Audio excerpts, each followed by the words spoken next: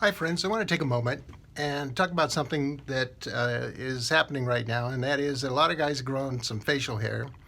And facial hair is subjective. What one person likes, another one doesn't. I think, depending on your spouse, you're welcome to do what you want.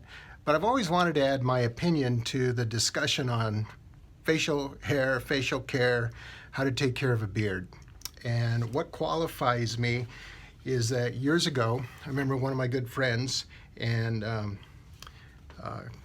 Kelly McDonald, who's now sporting a little bit of a beard there. And he didn't care for beards too much, and he told me that our mutual friend, a guy named Daryl Johnson, also did not like beards.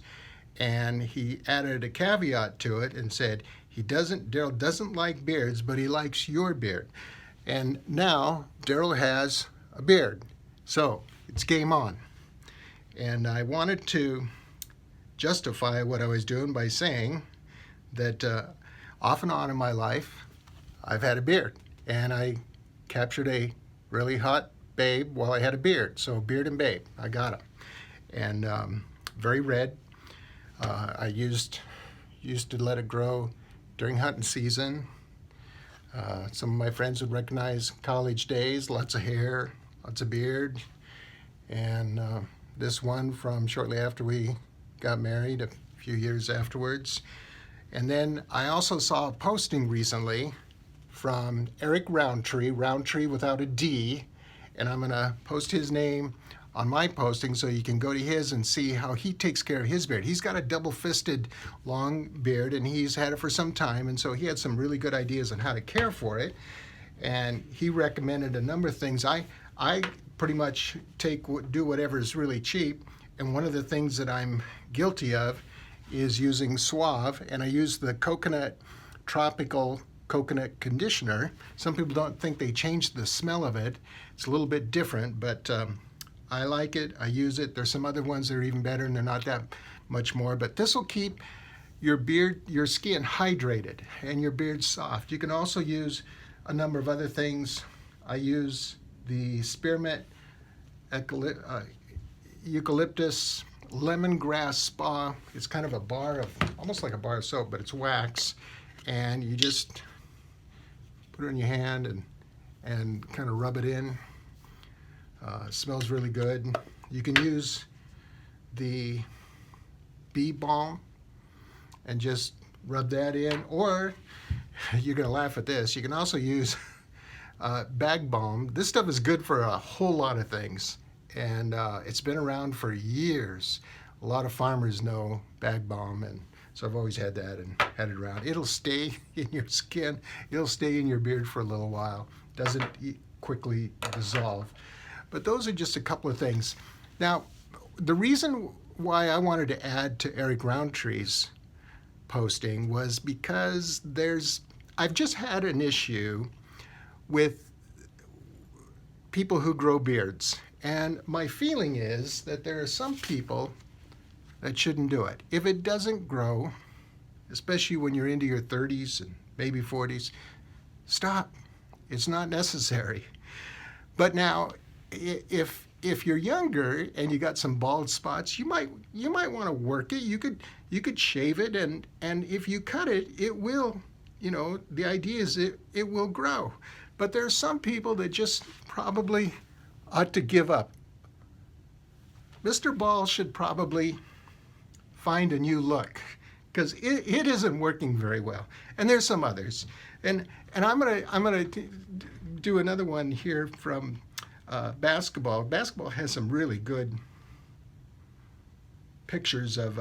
There's some really good stuff out there for of basketball players. Of course, you could fear the beard. That's a good one. He can really punch it out, and he keeps a straight line on it, right along below the cheekbone. James Harding does a good job of there, but I think his neck is pretty thick. There's some people that just probably should have never grown a beard.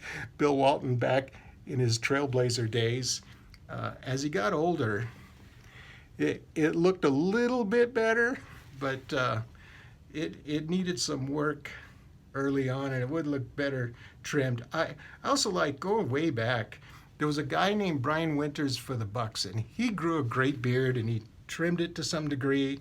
And he didn't always look, he didn't look like a basketball player, but that's going against Kareem and James Worthy, who could really grow a beard, is back behind there.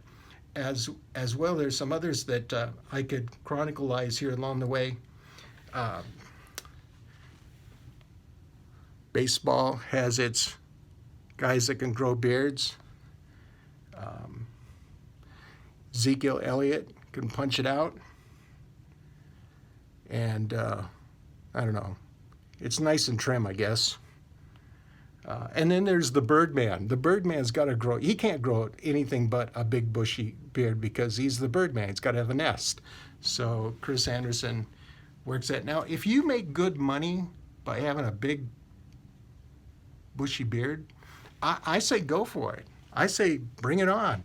And these two guys with ZZ Top, Gibbons and Hall, I believe, they've made a career out of having these gnarly beards. So I would say don't cut it off. I remember Gillette offered them $1 million to cut their beards off. They were going to make a big deal out of it. And these two guys said, no, not for sale, because it was their ticket to ride. So if it's your ticket to ride, don't cut it. Keep it on. Now, there are some guys that can flat get it done. And my favorite gnarly big beard is Moses. I don't know who captured Moses with this photo, but man, what a beard. Charlton Heston, I don't know if it's real or what, it's nice and wavy, and it just looks so good when he came down off the mountain with the 10 Commandments. Now, my wife would want me to post. Will's beard was always neat, trim, and Sigmund Freud had to have the goatee and real thin along the jawline. And then my wife would also, full disclosure here, she'd want me to post this one too. But I don't know as though it really qualifies. It's stubble. I'm just not convinced that stubble qualifies. But that's me. Remember, it's subjective. Now, a guy that really does grow a good beard and keeps it trim is Prince Harry. Good looking beard. Now, I can pretty much prophesy that when the gray shows up, Meghan's going to say, that's not going to work, because she's going to want him to look a lot younger. And so they will change that up. Now, here's the guy that I think sets the bar for me.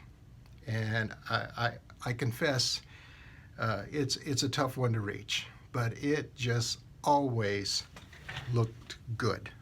And that's Sean Connery, especially in Red October. Now that's a beard. And looks sharp. Of course, I'm a bit biased to Sean Connery playing Bond, because I think if he hits you, you're not getting up anytime soon. If Pierce Brosnan takes you out, you're done. So I look at all these beards, and I think that I could add one more down here if I didn't already talk about Mr. Bill Russell, Mr. Basketball. 11 championships. He's got 11 rings. He's got one he can give away. He's got one for each finger. When you say Michael Jordan to Bill Russell, he says, I don't know her. So I'm thinking he can do what he wants. But in my opinion, he would sure look a lot better, and he does. He cleans it up once in a while, but you see it goes all the way down on the neck, and it's kind of his signature thing. He keeps his goatee rather long, and then he lets the stubble grow along the neck. And the reason why I think you want to take it off the neck is, and keep that really closely trimmed, is because you don't want it to tear up your collar. And if you wear really nice shirts like Egyptian cotton, it will tear up your collar. And so but Mr. Russell can do what he wants. We give him a pass. I just love this guy, loved his book. So those are just some things, my opinion on beards. I think beards are great. I think they look great trimmed. Again, my opinion, jawline here, below the cheekbone, straight lines, trim here. But the biggest thing is, was your spouse like? Was your wife like? My wife says, cut it off, it's coming off. If she says she likes it, wants me to keep it, I do what I can. If she says it's prickly and stiff and I better use some more oil, then we're going to get that done too. So that's just my opinion. Thought you'd have fun. Hope it maybe helped in some way. And if you got another issue and you want to post something else, you want to take on debate, you want to maybe present something else that works for you, post it. I'd like to see it. Hey, this was fun. Thanks.